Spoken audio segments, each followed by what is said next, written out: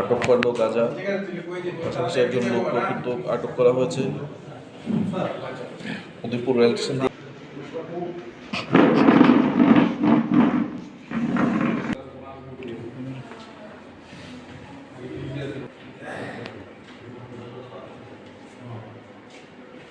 সকাল 7:20 নাগাদ আমাদের RK Pur PSF officer Udaipur rail station সংলগ্ন এলাকা দিয়ে মোবাইল ডিউটি করছিলেন।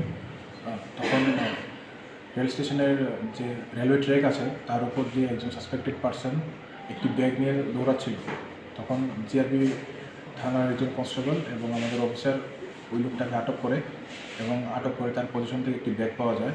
তারপর আমরা সাসপেক্ট করি যে ওই ব্যাগের মধ্যে কোনো কন্ট্রাব্যান্ড আইডেন্টিফাইড আইটেম থাকতে পারে। তারপর ওকে অফিসে নিয়ে আসা হলো এবং থ্রো সার্চ করার পর ওই পজিশন থেকে ওই ব্যাগটা থেকে 4 প্যাকেট ড্রাই গাঞ্জা পাওয়া গেছে। যাকে আটক করা হলো তার নাম কি? ওনার নাম হচ্ছে রাজীব কুমার দে। কত কেজি পেয়েছেন স্যার গাঁজা? নামটা চন্দ্রপুরের রাজীব কুমার দে, বাড়িটা উত্তর চন্দ্রপুর। কত কেজি গাঁজা পেলেন আপনারা? যেটা ওয়েট করার পর দেখা গেছে সম্ভবত 11.2 কেজি অফ ড্রাই গাঞ্জা। আমরা জানতে পারি যে এই গাঁজাগুলি মানে কলকাতার উদ্দেশ্যে পাচার করার উদ্দেশ্যে আনা হলো এখানে। আমরা ওকে জিজ্ঞাসাবাদ চালাই, যখন জিজ্ঞাসাবাদ কোন চালাই, ট্রেনে স্যার মানে আপনারা পেয়েছেন সেটা? সেটা তখন স্টেশনের কাঞ্চনজঙ্ঘা এক্সপ্রেস ছিল, ছিল, কিন্তু আমরা আচ্ছা। ট্রেন থেকে